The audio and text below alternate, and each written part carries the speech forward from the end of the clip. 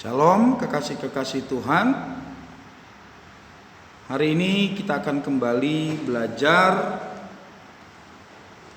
khususnya pelajaran agama Kristen di kelas 11. Kalau minggu lalu kita sudah belajar bagaimana Allah membentuk keluarga, dan hari ini kita akan melanjutkannya dengan materi tentang dasar kehidupan keluarga. Allah kita membentuk keluarga sedemikian rupa. Waktu Kejadian pasalnya yang pertama sampai Kejadian pasalnya yang ketiga, pada awalnya Allah menciptakan laki-laki. Tetapi Allah melihat tidak baik kalau laki-laki itu seorang diri saja. Kemudian Allah menjadikan daripada laki-laki itu seorang pasangannya yang perempuan. Maka dinamailah Hawa. Lalu Allah punya janji kepada mereka, beranak cuculah. Tapi awalnya jelas laki-laki dan perempuan. Ini dasarnya adalah atas kehendak Allah. Tapi dengan catatan, Allah menghendakinya terbentuknya sebuah keluarga itu diawali dari laki-laki dan perempuan. Makanya pernikahan Kristen itu adalah suatu pengikatan janji antara laki-laki dan perempuan, dan janjinya itu adalah janji kudus di hadapan Allah, hamba-hamba Tuhan, dan jemaat-jemaat Tuhan. Untuk apa? Untuk memulai suatu rumah tangga yang baru. Pak, udah banyak di Eropa sana laki-laki sama laki-laki nikah sesama jenis, diberkati lagi di gereja. Yang jelas mereka nggak pernah baca itu firman Allah barangkali, ya. Dan pesan saya, jangan pernah ikutin perempuan menikah dengan perempuan, ya. Udah jelas Alkitab bilang manusia pada awalnya dijadikan Tuhan laki-laki dan perempuan. Yang namanya sepasang itu laki-laki dengan perempuan, bukan laki-laki sama laki-laki, bukan perempuan sama perempuan. Lah kucing aja yang jantan pengennya berpasangan sama yang betina. Itu udah insting binatang itu. Kalau dia musim kawin, kucing yang jantan pengennya ngejar yang betinanya. Anjing kalau musim kawin dia, yang jantan itu pengennya sama yang betina. Gak pengen dia sama yang jantan. Itu dia gak pengen sesama jenis kelaminnya. Lah ini manusia sekarang aneh-aneh. Itu sepupunya istri saya punya anjing jenis Samoyed di puncak itu. 3 jantan, 1 betina. Jadi kalau ada satu mendekati, jantan ini mendekati betina, ini yang 2 marah ini. Nanti akhirnya yang bertiga ini berantem. Lah masa ada laki-laki bertiga ngerebutin laki-laki juga? Aduh, apa kata dunia, men? Perempuan berantem bertiga karena memperebutkan perempuan yang lain untuk jadi pacarnya, untuk jadi istrinya. Aduh, malu. Ya. Itu orang-orang sakit jiwa itu. Saya berharap anak-anak saya di SMA Kemurnian gak ada yang sakit jiwa, ya. Kalian normal-normal semua. Yang laki suka sama yang cewek, yang cewek suka sama yang cowok, ya.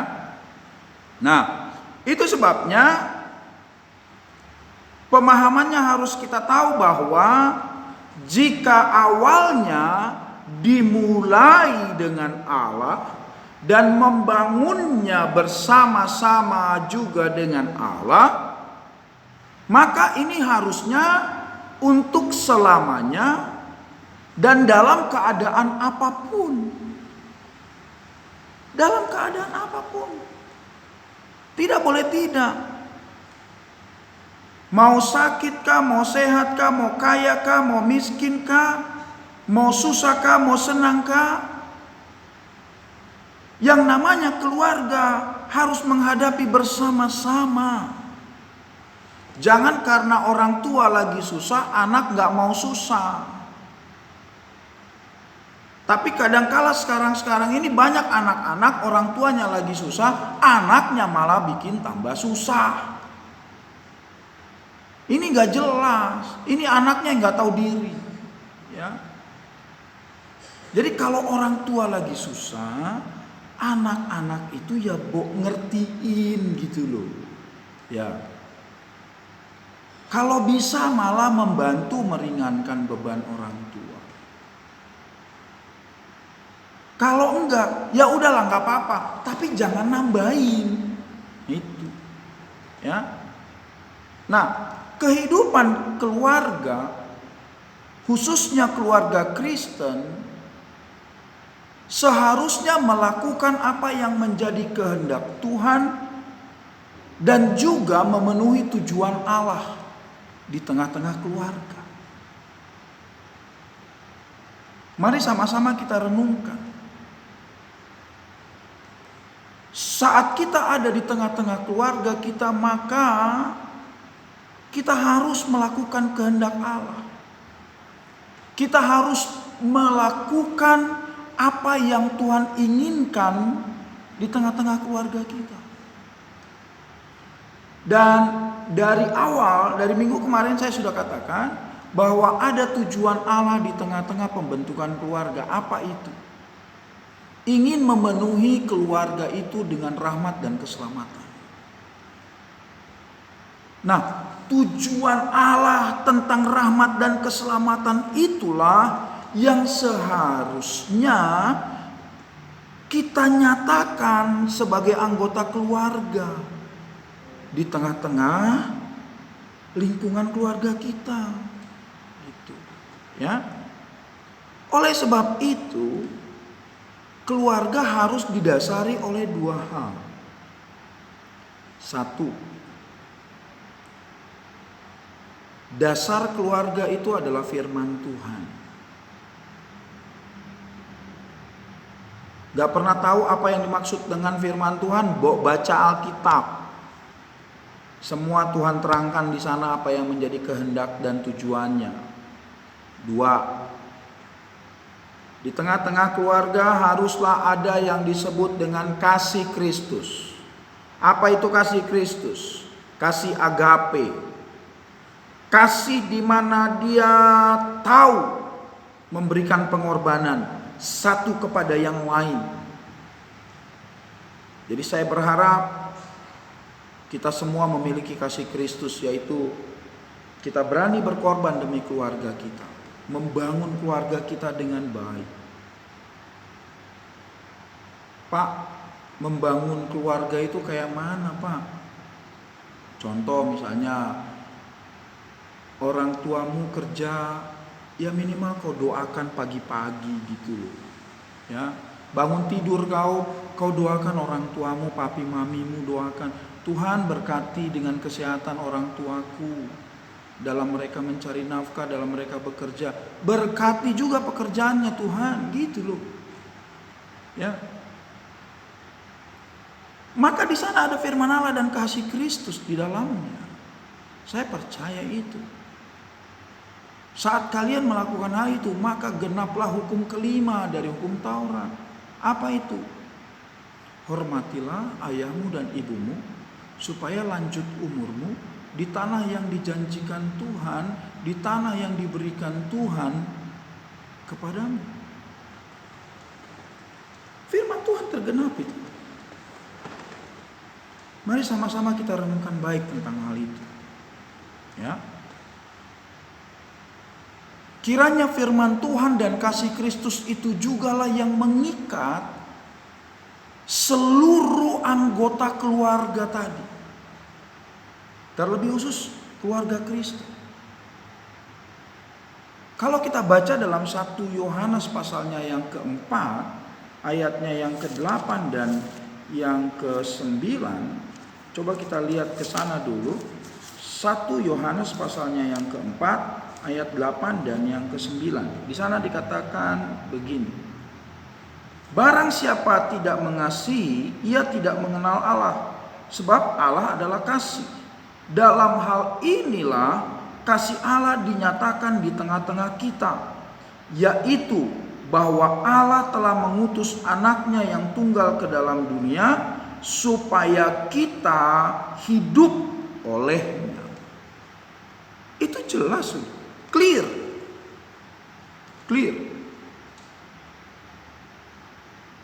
Firman Tuhan dan kasih Kristus harus menjadi pengikat. Itu. Jadi siapa yang tidak mencerminkan, yang tidak mewujudkan kasih Kristus di tengah-tengah keluarganya, pastilah dia tidak pernah mengenal Allah sesungguhnya. Kenapa? Karena Allah kita adalah Allah yang penuh dengan kasih. Allah itu adalah kasih. Mari sama-sama kita renungkan keberadaan kita. Ya. Cinta kasih itu berasal dari Allah. Karena Allah adalah kasih. Coba kita ingat prosesnya. Waktu Allah menjadikan kita dari debu tanah, dan dia menghembuskan nafas kehidupan kepada manusia, sehingga manusia itu hidup. Dan dalam pemahaman bahasa Latin, saat Allah menghembuskan nafas itu, yang dalam bahasa Aram atau bahasa Ibrani itu disebut dengan nefes, maka dalam bahasa Latin itu disebut dengan imago Dei. Imago, image. Kita menjadi serupa dan segambar dengan Allah. Dengan kata lain, apa yang menjadi sifat-sifatnya Allah, Allah sudah berikan atas kita. Termasuk kasih atau mengasihi tadi. Oleh sebab itu, saya percaya setiap kita manusia pasti mempunyai kapasitas, pasti mempunyai kemampuan untuk mengasihi sesamanya. Tentu dalam beberapa konteks atau tentu dalam beberapa kriteria kasih. Kriteria kasih itu sendiri ada 4. Sebetulnya banyak sih, tapi kita 4 aja lah yang kita pahami. 1, Phileo, Eros, Storge, Agape. Saya percaya kalian sudah paham lah minimal ini. Phileo itu kasih terhadap sesama. Ya, kasih terhadap sesama. Eros ini kasih atau cinta yang berdasarkan nafsu. Ya, baik itu nafsu antar antar beda kelamin begitu. Ya, ini eros. Ingin mencintai jenis kelamin yang lain, ini eros. Ya, kemudian storge. Storge itu adalah kasih kepada sesama tetapi dalam hubungan keluarga. Itu storge. Agape ini adalah kasih Allah. Dan kasih Allah ini Allah sudah berikan kepada kita. Itu yang bicara tentang kasih dengan pengorbanan tanpa menuntut balas. Dengan kata lain, waktu kita belajar tulus, waktu kita belajar untuk memberi, ini adalah kasih agape. Ya, tapi dengan catatan jangan pamrih. Kalau pamrih bukan kasih agape namanya. Kau cari keuntungan, ya. Nah, dari pemahaman-pemahaman yang sudah kita dapatkan tadi, maka setiap keluarga hendaknya menjadikan Kristus itu sebagai kepala, pimpinan. Itu 1 Korintus 11 ayat 3. Kalian bisa baca sendiri. Karena Kristus sebagai kepala, maka tentunya Kristus jugalah yang menjadi sumber kehidupan keluarga. Jadi sumbernya, ya, bagaikan seperti kayak mata air. Kalau yang namanya mata air itu gak akan pernah habis, karena itu sumbernya, ya. Keluarga itu berkatnya tidak akan pernah habis kalau sumbernya itu adalah Kristus. Gimana dia bisa jadi sumber? Maka kita harus menempatkan Kristus menjadi kepala di tengah-tengah keluarga. Nah, sekarang kita akan memahami juga tentang fungsi dan tugas keluarga. Ya. Ada 7 yang akan kita pelajari, tetapi kita membahasnya perlahan-lahan saja, karena memang bagian ini sengaja saya buat menjadi 2 sesi dengan pertemuan minggu depan, ya. Yang pertama ada yang disebut dengan fungsi keluarga sebagai fungsi spiritual. Artinya keluarga menjadi pendorong atau yang memberikan motivasi secara spiritual, secara kerohanian.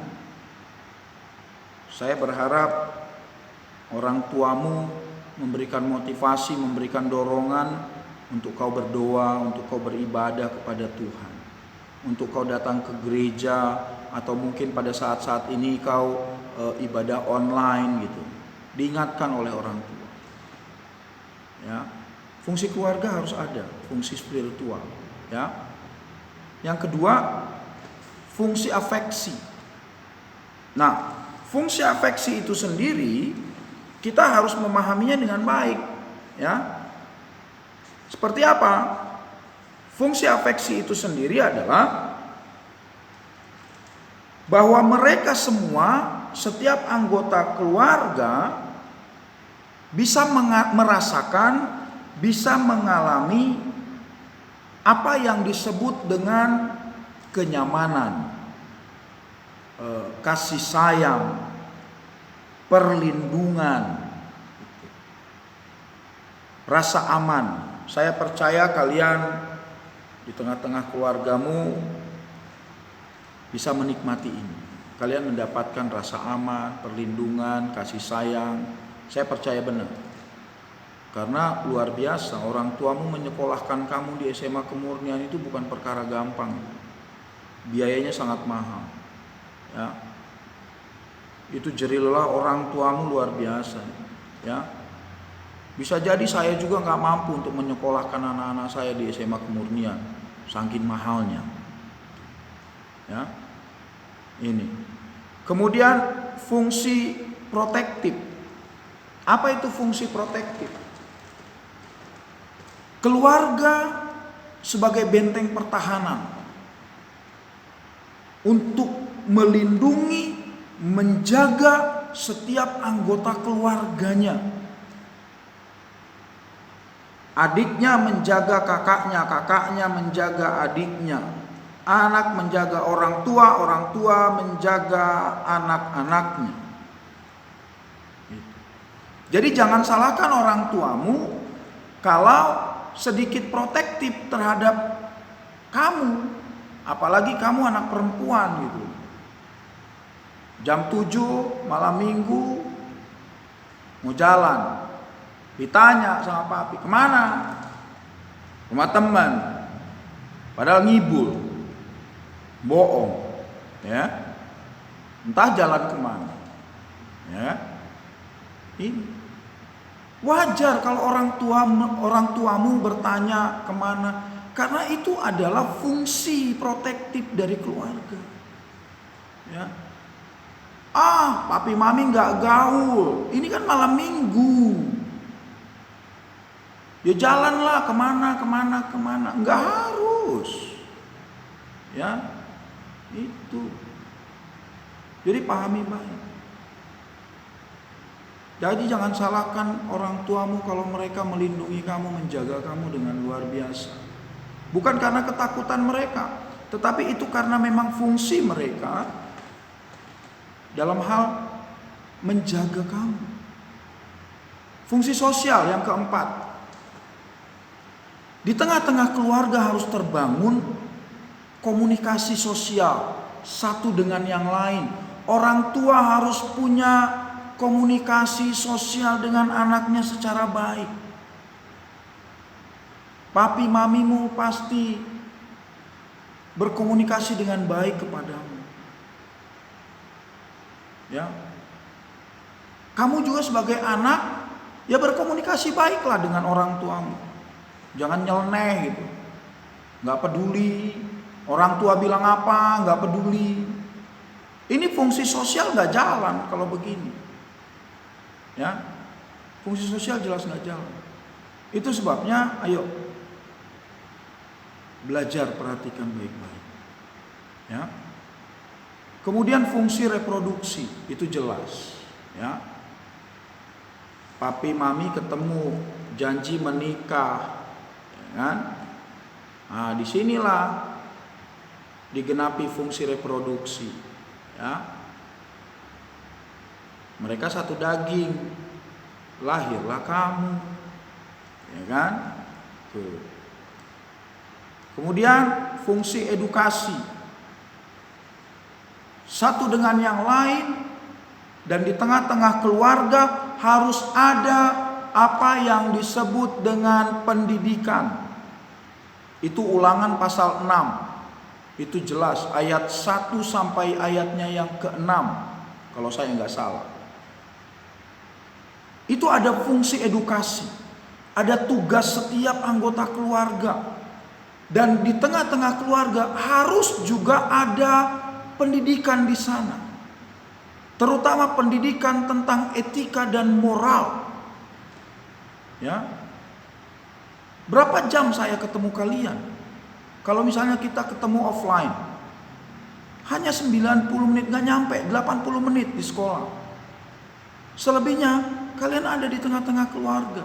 Maka tentunya pendidikan etika dan moral itu bertumpu pada awalnya dari tengah-tengah keluarga. Ya. Ini harus disadari benar. Dan yang ketujuh, fungsi ekonomi.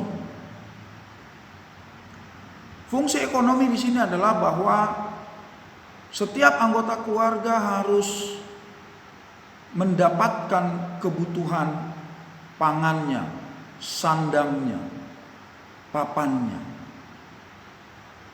Sementara kalian sebagai anak, maka yang memenuhi kewajiban fungsi ekonomi itu adalah orang tuamu. Tapi kalau memang memungkinkan kamu sebagai anak-anaknya juga membantu dalam fungsi ekonomi ini, monggo silakan, itu jauh lebih baik. Karena banyak anak-anak SMA kemurnian kelas 11 itu sudah buka usaha gitu ya. Contoh itu siapa? Alumni itu si Sean itu. Itu kelas 11 sudah, kelas 11 apa kelas 10 gitu. Udah punya usaha apa? Reptil, jual beli reptil. Gitu. Ya, dia membantu orang tuanya. Tapi orang tuanya pada sisi lain nggak lepas tanggung jawab. Mereka tetap membiayai pendidikannya di kemurnian. Ya. Itulah fungsi keluarga. Oleh sebab itu, setelah kita mendapatkan pembelajaran ini, saya berharap kita semua memahami dengan baik bahwa saat Allah membentuk keluarga itu atas dasar kehendaknya, sebagai respon kita, maka lakukanlah apa yang menjadi kehendak Allah dan nyatakan pula lah tujuan Allah di tengah-tengah keluarga kita. Atas dasar apa? Atas dasar pemahaman kita akan firman Allah dan kasih Kristus sebagai pengikat satu dengan yang lainnya di tengah-tengah keluarga. Biarlah pembelajaran ini boleh menjadi berkat buat kita semua. Kita akhiri proses pembelajaran ini penuh dengan sukacita, dan pesan saya kiranya kita semua boleh tetap sehat, jaga kesehatan masing-masing, dan doa saya kiranya Tuhan tetap memberkati kalian, memberkati keluarga kalian, orang tuamu, diberkati dengan kesehatan dan dicukupkan setiap keperluan-keperluan kalian. Terima kasih buat pembelajaran ini. Sampai ketemu di lain waktu. Thank you and God bless you.